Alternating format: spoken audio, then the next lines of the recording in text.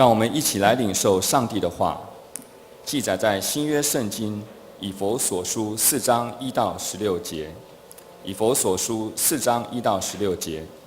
和合本圣经在271页，其他版本请看荧幕。我为主被囚的劝你们，既然蒙召，行事为人就当与蒙召的恩相称。凡事谦虚、温柔、忍耐，用爱心互相宽容，用和平彼此联络，竭力保守圣灵所赐合而为一的心。身体只有一个，圣灵只有一个，正如你们蒙召同有一个指望，一主、一信、一喜，一神就是众人的父，超乎众人之上，冠乎众人之中，也住在众人之内。我们个人蒙恩，都是照基督所量给各位个人的恩赐。所以经上说，他升上高天的时候，掳掠了仇敌，将各样的恩赐赏给人。既说升上，岂不是先降在地下吗？那降下的，就是远升诸天之上，要充满万有的。他所赐的，有使徒，有先知，有传福音的，有牧师和教师，为要成全圣徒，各尽其职，建立基督的身体。只等到我们众人在真道上同归于一，认识神的儿子，得以长大成人，满有基督长成的身量，使我们不再做小孩子，中了人的诡计和欺骗的法术，被一切异教之风摇动，飘来飘去，就随从各样的异端，唯用爱心说诚实话，凡事长进，连于元首基督，全身都靠他联络得合适，百节各按各职，照着个体的功用彼此相助，便叫身体渐渐增长，在爱中建立自己。以上，请本堂正牧师来讲道，题目是以弗所书4教会的建造。以弗所书4教会的建造。我们同心来祷告。慈悲的阿爸父神，我们为了主日能够来敬拜你，献上满心的感恩，祈求主你赏赐我们有属灵的智慧，能够明白你的话语，开我们的心眼，让我们都接受神你的心意在我们每个人心中。祷告奉告主耶稣基督的名求，阿们。大家平安。我们在以弗所书里面，我们曾经已经经历到第4讲了。因为我们时间都是很久，1个月才一次，有的甚至早一点。但是我们主要是因为希望再用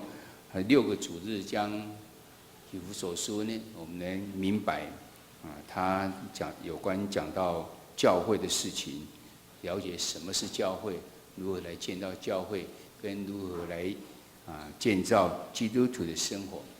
因为以弗所书是保罗他写给以弗所教会，那我们从整个使徒行传来看的时候，知道他在第一次海外宣教根本没有去到以弗所，第2次是在回来的时候才去到以弗所，而在之前已经记载在以弗所的地方有一个亚波罗，他在那边他很有智慧，所有的智慧、聪明才智都用在了解圣经，然后对圣经非常的了解，在那边传讲了很多的有关圣经里面的教导。可惜他只讲到的是有关施洗约翰的洗礼而已，他不知道有就是认罪的洗礼，没有像主耶稣他的救赎的这个洗礼在。所以当时在听亚波罗讲的时候，亚基拉跟百基拉就私下就告诉这个亚波罗。那亚波罗后来他去到哥林多的时候呢，他就已经更正了，他如何的证明耶稣就是那位基督。这是整个在以弗所所发生的事情，所以我们所知道，应该以弗所教会当初不是保罗所建立的，但是他后来花了3年的时间，在那个地方让住在那附近所有的人都听到的福音，这是我们所了解的有关以弗所教会。所以保罗他在第2次海外宣教回来的时候，他有经过以弗所去就是在那边住了3年，然后才离开。他对以弗所教会虽然不是他设立的，但是他有很大的负担在那地方。他写的这些以弗所书呢，其实是在告诉我们一些事情，在告诉我们说，他在告诉以弗所教会说，神的拣选的奥秘是在什么地方，以及他的救赎。然后再讲到教会的定义是什么，原来是一些蒙召的信徒所组合起来的。也为了这样，他要把基督跟教会之间做一个很好的连结，他用很多的比喻。我们在第一讲就已经提到，就是说教会乃是基督的，教会是基督的身体，基督是教会的头。第二讲里面我们也讲到说，教会是基督的圣殿，就是用建筑物来讲，就是基督教会是这个建筑物的话呢，基督就是那个房角石最重要的那块基石。他还用另外比喻，假定教会是妻子的话，那基督就是那一位丈夫。用这样的方式在解释的教会跟基督之间的关系，这是在以弗所里面讲得非常的清楚。因为这样之后，他又进到讲说，这些我们的信徒们的生活应该要有这样的呈现，还有在生活中间你会碰到很多的征战，面对这些征战的时候，我们应该要如何？他的重点在以弗所书提到说，不管他这些是什么样，你都必须在基督里面把它同归于一，就是要合一的这种生命出来。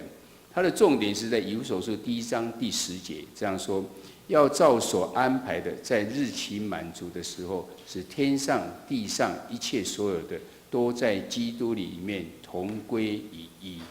以弗所书要告诉我们，就是一个合一的事情。那所以在教会中间要合一，信徒们彼此之间也要合一的中心，就是在基督上。所以我们盼望是从这些里面来了解到，有关教会里面的一些事情。所以我们提到的这里，在2页的时候，我们曾经连续讲了，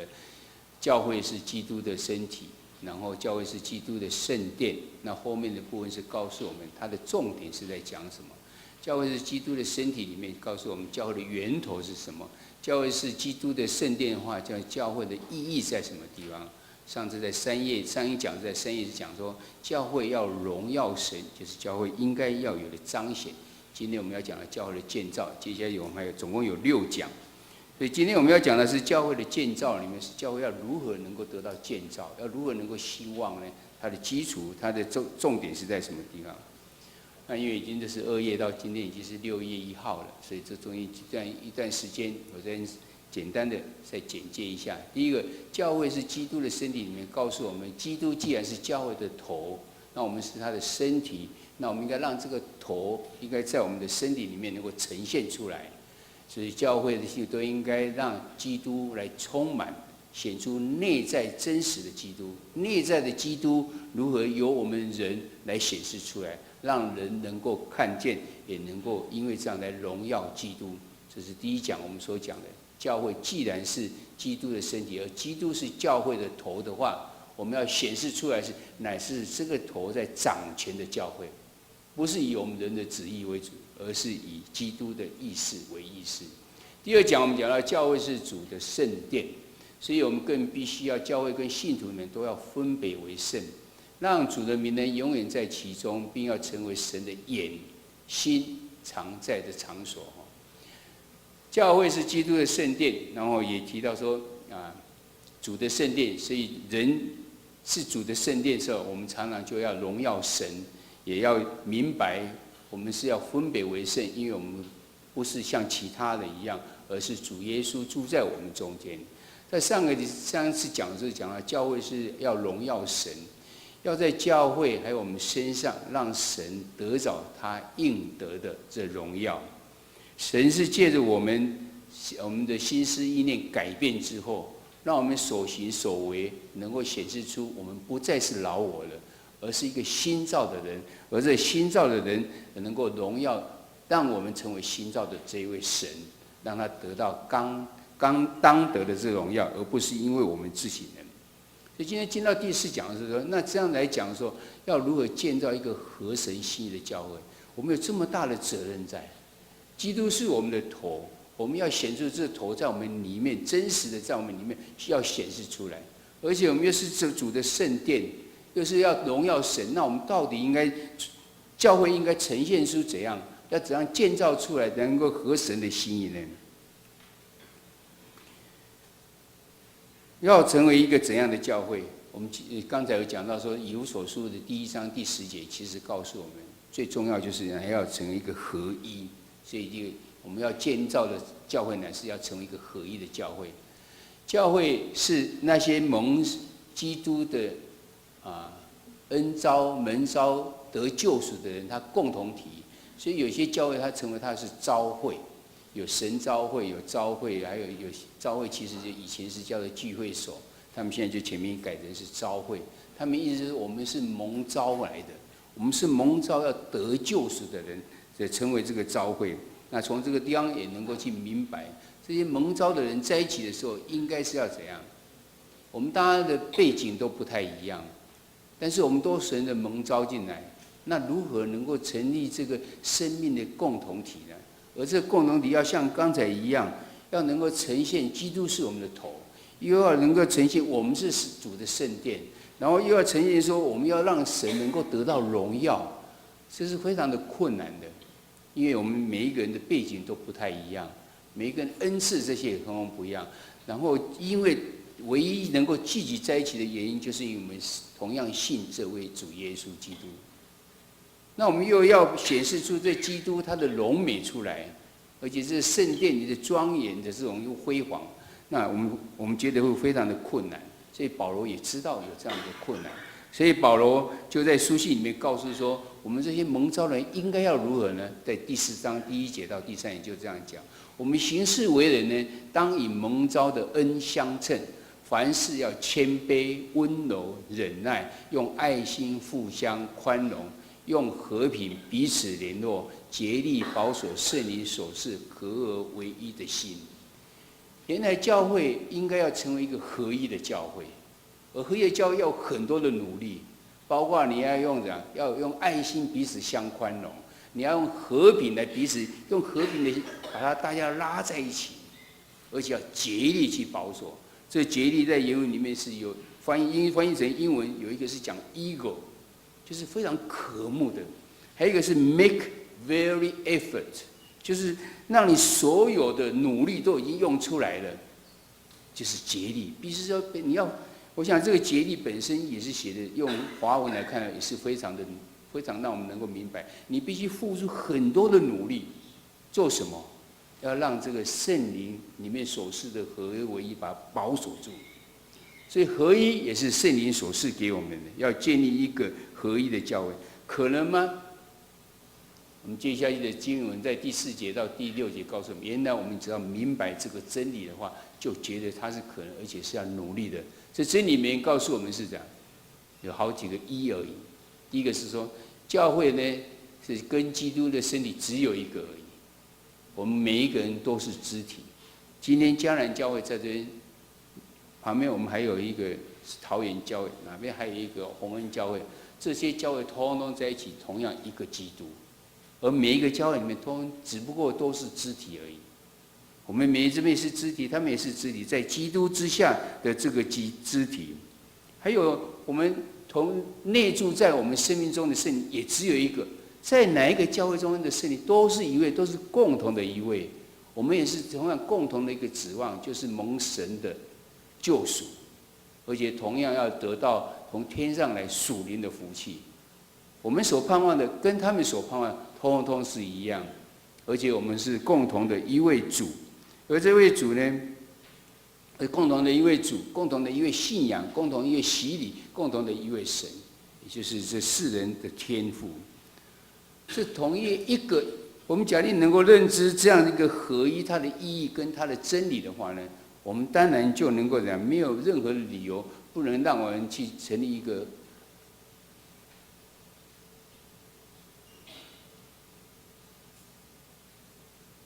不能够建立一个合一的教会。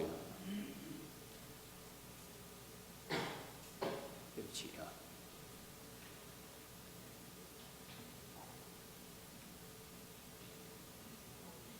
我们没有什么理由不能让我们去建立一个合一的教会，因为我们所信的都是同样一个神，同样一个天父，同样一个圣灵在帮助着我们。我们都同样一个头，就是基督是我们的头。虽然在不同的教会中间，我们只不过是这个头之下的不同的肢体而已，而这些肢体都是为了同样一个头，所以看起来都是一个这个合一的真理，乃是告诉我们，教会没有任何理由要把它分歧成为一个不合一的这个教会。耶稣在最后晚餐里面的祷告的时候呢，他虽然做了很多事情，服侍很多人，但是他最后在为最后祷告的时候，他说使他们合而为一，就是耶稣向天父上帝所做的祷告，使他们合而为一，像我们合而为一，就跟神之间的合而为一。我在他们里面，你在我里面，使他们完完全全的合而为一，叫世人知道你差了我来。耶稣在最后晚餐的时候，他的祷告也是要他们合一，所以合一根本就是耶稣的吩咐跟他的祷告。我们没有任何理由不能建立一个合一的教会。但是因为我们每个人都不太一样，领受的恩赐也不一样，所以如何来解释这件事情呢？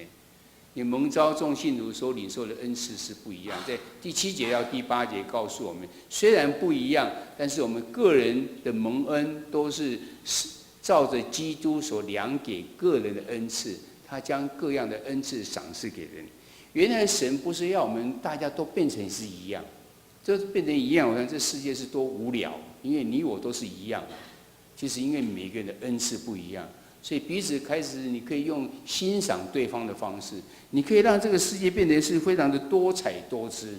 因为每个人有不同的专长在，而这些专长把它融合在一起的时候，就成为一个美好的一个教会。但是因为都是不一样，所以才让我们回到刚才所讲的，我们要讲竭力保守。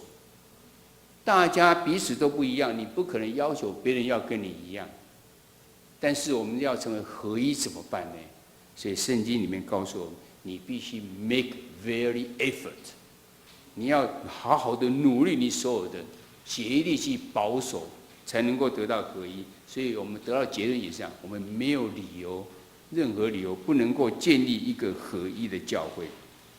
既然是这样的话，那我们所有的这些不同的恩赐，到底要如何能够去配合呢？原来教会也是要使来建立这样各尽其职的教会。就是因为我们所得到的恩赐都不一样，所以要如何能够把它整合在一起？所以我们回来想，合一是什么意思？原来合一并不是要统一，合一不是叫大家都要一样，合一乃是要讲让不同的恩赐的肢体，它得以在一个身体里面，然后各尽其职，使这个身体渐渐的增长，然后建立成为一个完整的一个身体出来，这才是合一。同样一个头之下的各个肢体，它能够发挥它的功能，然后合起来以后，成为一个完整的身体。而这完整的身体就是基督所喜悦的一个肢体，这样才成为是一个合一，而不是我们所想的是一个统一。所以接下去在第4章第11节的时候，保罗就告诉我们一些事情。他说，神赐给教会呢有5种不同的职分。他说他所赐的有使徒，有先知，有传福音的，有牧师和教师。那这几个职分到底有什么不一样呢？我们来一起看一看。第一个是使徒，使徒他原来是教会的领导者，他领受神的意向跟托付，就带领着教会坚持意向，不偏离目标，也引导教会发展新的侍奉的领域。但接下来一个问题，我们要问说：现在有使徒吗？因为我们也明白，当犹大他卖了耶稣之后，我们知道那12个门徒，我们称为12个使徒，然后再加上保罗也称他为使徒，然后再后来要选犹大他去自杀之后，要选另外一个使徒的时候，看到使徒们他们讲出类似的条件。他说，使徒乃是要常常跟基督在一起，亲自领受基督的教导。第二个，能够见证，而且看到主耶稣的受难，然后他的复活。他们所选的这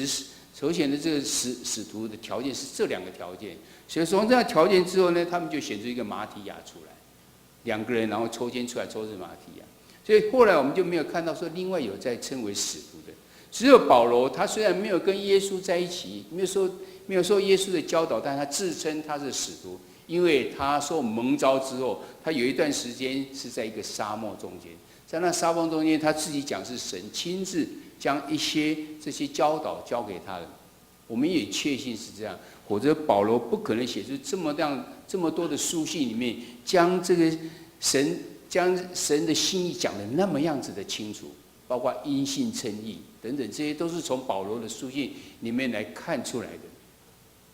所以使徒从广义跟狭义两个方向来看，狭义的这种使徒理论上已经没有使徒了，因为只有那12个使徒加上保罗而已。但是广义上来讲，就照我们现在上面所讲的这定义来讲，他能够领受到神的意象跟托付，然后能够带领这个教会坚持在这意象之间，不偏离目标，带领的教会要走的道路，亲自从教会里面、从神里面领受这意象，他就可以称为是使徒。那这使徒通常不是自称的，牧师也曾经参加过研习院，他自己讲说他是使徒，所以你们这些人通通要听我的话。那个人后来我就从来不去听他讲的。使徒不是自己称的，使徒是大家都能够看见他真正是在领受，从神领受到意象之后，而且坚持在这道路上。真的明白这样子的话，使徒其实并不是很多。在教会中间应该有使徒，这是广义上来讲的，或者是我们要是我们发现到没有话，没有问题。圣经已经这么明白的告诉我们，从圣经里面我们就跟着圣经所讲就 OK 了。第二个呢是先知，先知乃是教会中间的代祷者、守望者，是宣讲者。他熟悉圣经中间的原法则，然后对圣灵非常的敏锐，所以他常常可以提出适当的建议跟提醒。这是非常重要的，那个熟悉圣经中神的法则。有些人非常的敏锐，对圣灵敏锐，或是对灵界里面敏锐，他常会讲说圣灵告诉我怎样，哇，我领受到的是怎样，然后就开始讲很多出来，是不是从圣灵而来的？你要怎样跟圣经中间的法则有没有一致？因为灵界有太多了，有这些污鬼们也是属于灵界里面的。你自己一天到晚日有所思夜有所梦的时候，是不是想出来也是属于好像是从灵界而来的？所以先知有一个重要的原则，他必须要熟悉圣经中间神的法则是什么。我好像领受到神的声音，好像领受到一些圣灵在告诉我，但是他跟圣经有没有符合？当有符合的时候呢，他才觉得这应该是属于圣灵的。我们后面会讲到这几个指分里面如何能够互相的搭配而成的。但这边是先定义告诉我们，先知原来他是教会里面的代祷者，他非常敏锐于圣灵，同时他对圣经中间的教导、神的法则也是非常的清楚，所以他就可以领受到，同时告诉我们。旧约中间的先知常常是神直接告诉他的，所以他非常清楚就这样讲出来了，因为我们不怀疑这是神所。但是新约中间我们已经很少听到有先知，这先知到底如何能够得来呢？为何会现在这么少的先知呢？因为神早就透过这一本圣经告诉我们，所以他不需要，甚至不需要再派先知来都没有问题的。但是有些人还是会对圣灵，因为这个短时间的需要的时候，会有这样子的先知。先知并不代表它是长远的，有的是为了某一件事情而需要的时候，神透过人来告诉人的，那是属于我们现在所知道有关的先知的部分。第三个部分是讲到，对不起啊，还有一个传福音的。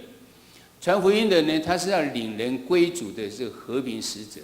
他促使教会的侍奉能够保持在传福音的行动跟果效上，以确保教会终极的价值，就是要宣扬福音。一个教会要是没有办法，没有去传扬福音，只是在里面自己这些我们所有的信徒里面享受神的爱里面，那不是基督，不是耶稣要我们去设立教会的目的。设立教会目的，不要忘了大使命第一条，就是要使万民成为耶稣的百姓，耶稣的门徒。所以教会领有非常它的终极目标，它有非常的重要的事情，乃是训练我们这些人，领受神的恩典满满之后，要出去传扬福音。所以传扬福音其实不是讲，其实是每个人都是传扬福音的。他要成为领人归主的和平使者，你不可能用昨天还讲到有一个在什么地，在大陆还是在这边我忘了，他是有一个人要传扬福音给他，他不听就把他打死掉。后来查出来那个是全能神的，就是我们上次讲什么东方闪电的他们，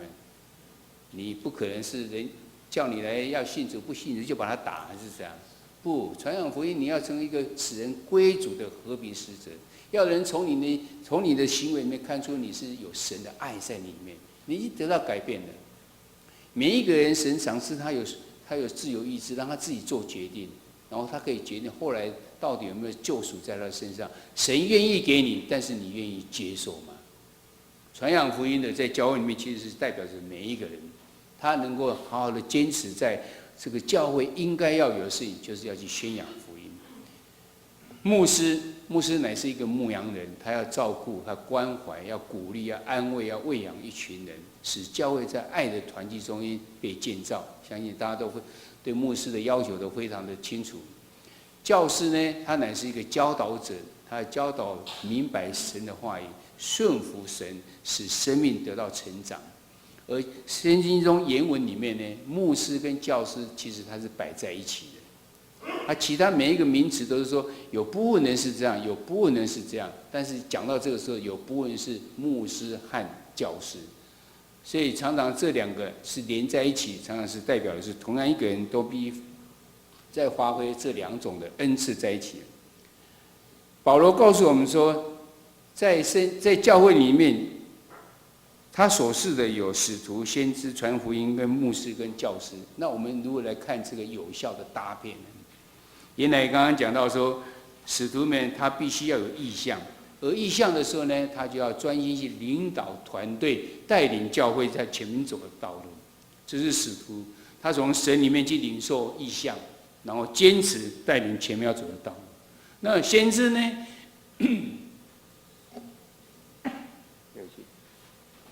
先知呢，他是代祷者，他对圣灵非常的敏锐，他可以领受到圣灵给他的信息，但是是真是假，他必须要交给使徒去查验，然后由查验之后呢，由使徒跟教导者去教导，这一点非常的重要。但是我们常常看到，现在很多自称是先知或是领受到圣灵，常常是自己领受自己就去讲了。这常常会造成教会里面这一些乱言，它到底是真的从圣灵而来吗？我们不知道，所以你必须要回到使徒的那个地方去查验，查验之后呢，然后才能够去教导。不过因为有人觉得这样蛮麻烦的，所以其实我们也有教导，就是说，只要你领受到好像是圣灵而来，它是安慰、劝勉、造就的话，安慰、劝勉、造就的话，那你可以讲没有问题，因为这是正面的。是帮助别人的，安慰、劝勉、造就。但是，假如是其他的，在责备、在论断、好像在讲什么，那些东西都是非常的危险的东西。你必须回到教会的权柄之下，有使徒就找使徒，没有使徒的话，你就找那个教会的属灵权柄是谁，你就去找他，然后让他能够去查验到底是怎样的事情，才能够去做下面，不是由先知去讲。而是用这种有权柄人去讲，这是非常重要的一个原则在。那牧师跟教师呢，他是借由关怀、鼓励、安慰来喂养这些信徒们。当我们知道要怎么走之后，有很多人聚集在一起的。那使徒带领我们前面要走的道路，中间常常有更新的信息从先知而来，透过使徒知道、告诉之后，然后有牧师跟教师去落实在每一个信徒身上。最后就是传扬福音，就是每一个人都去做的，及时带领人来归主。所以牧师其实有很大的责任，在教会里面，我们当然没有说哪一位是使徒，哪一位是先知，但是牧师常常扮演着同样的这些角色。牧师必须领受一道神的意象在里面，然后意象传递，让教会中间组织透过，例如说教会就透过小会里面的每个人都明白到，确实这是我们的意象。像我们有讲了一个家人教会的意向，就是对内成为一个这样祷告的教会，对外成为一个宣教的教会。这是我们的意向在。当然，我们这意向都很确定之后，就开始坚持在这样的道路上面。开始中间会有领受到一些别人给我们说他领受到的圣灵是怎样，没有关系，我们就在神里面祷告中间再去验证之后，然后就开始在成为我们教会里面的帮助。最后就是要大家一起来传扬福音，落实到我们成为一个对外出去以后就是成为一个宣教的教会，我们就是要去宣扬福音的。所以我们看到所有在教会里面，原来就是要受到造就。造就是怎样？这各尽其职，成全圣徒就是受到造就，然后为了各尽其职。当我们这样做之后呢，我们看到这些假定这5个有这样子好好的去搭配之后呢，我们会看到结果。教会的结果是这样：第一个，成全圣徒，各尽其职，建立基督的身体。所以教会不再是成全教会的事工，事工不是那么重要，事工有对你人有没有产生的改变，那才是重要的。每一个人是不是得到了成全了？也就是将你的所有的这些恩赐都觉得想要发挥出来，而且你也领受到神的爱的，然后愿意去发展出来的时候，教会就应该提供很多机会，各尽其职，让这个整个基督的身体呢能够得到建立出来。所以我们看到教会成全的不是教会的事工，而是信徒在教会、家庭、职场在社群中间有被成全的，就是神所使用你命定的意思。你被创造在世上为了什么呢？第二个我们可以看到它的结果是这样：在真道上同归于一，认识神的儿子，得以长大成人，满有基督长成的身量。不是在知识上面，而是在生命跟你的生活上面已经得到了成长，长大成人的。所以我们看到第3个的结果是这样：我们不再做小孩子了，中了人家的诡计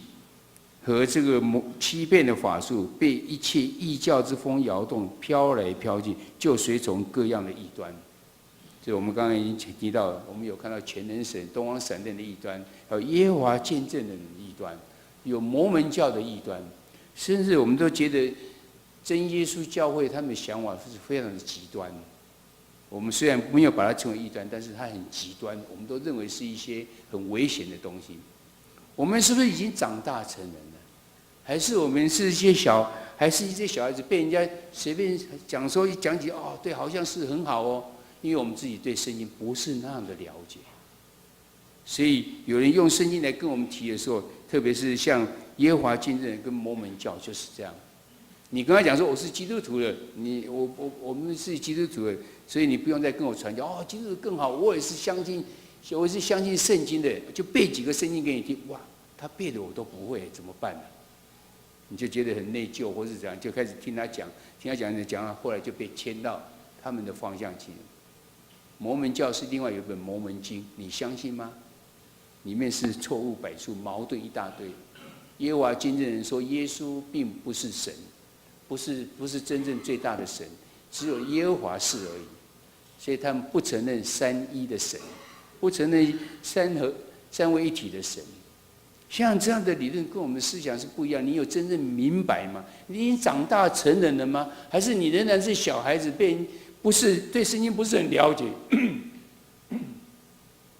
所以当有人提起来讲，就慢慢的被他转移掉你的想法去。这边告诉我们，当我们各尽其职，成全圣徒各尽其职后，我们看到的结果，我们不再像是小孩子一样，而且是这样，我们要用爱心说诚实话，凡事成长，联谊元首基督。原来重点是在这里，你有没有联谊基督呢？然后第一个告诉我们是全身都靠他联络得合适，百节各按其职，照着各身体的功用彼此相助。第5个又提到一个重点，靠他联络得合适。所以整个教会中间原来要得到合一，就是因为有基督，有基督，但是又透过很多人的恩赐，有使徒、先知、传福音的，有牧师，还有教师，还有很多人。这些人彼此之间恩赐不同，他们彼此的搭配之后，就建立一个健全的教会。而健全教会就像我们所看的，应该是成全圣徒，各尽其职，建立基督的家庭，然后是同归于一，要长大，要满有基督长成的身量。还有不再像小孩，不会被骗来骗去的，然后用爱心说诚实话，凡事长进，然后每一个肢体呢，就照着它合适的方式去成长。我们所看到的，要怎样？今天要讲的是教会的建造，要如何被建造呢？耶稣给我们的一个终极的目标，乃是教会是要在各样的情形之下成为合一。合一不是统一，合一乃是我们所相信的都是一样，一个神，一个信，一个洗礼，一个圣灵等等这些，我们都相信都是一样，只是在不同的地点而已。然后不同的方式这样去敬拜，而得到的应该是一个同样的建造。假定是这样子建造之后，在里面每一个人都得到了成全。各尽其职，领受神的恩典之后，人的恩赐在我们身上，我们就去发挥，让每一个肢体能够得到健壮，整个身体就得到了健壮，而得到的结果就是刚刚所讲这5点，你可以看得到，这个身体真的是被建造起来了，而且我们就成为长大成人了，我们不再是随便会被这些异端所动摇了，我们彼此能够用爱心说诚实话，凡事长进。我们就靠它联络得合适。教会的建造乃是要这样子，所以我们结论来看呢，最后的当我们要是照着这样子的真理来建造教会的时候，教会的基督的身体呢，就能够渐渐的增长起来，个人就可以在爱中来建立自己。所以我们要思考一些问题，我们可以检视自己。我们在这五种职分中间，你认为你是属于哪一种职事呢？能够参与哪一个团体呢？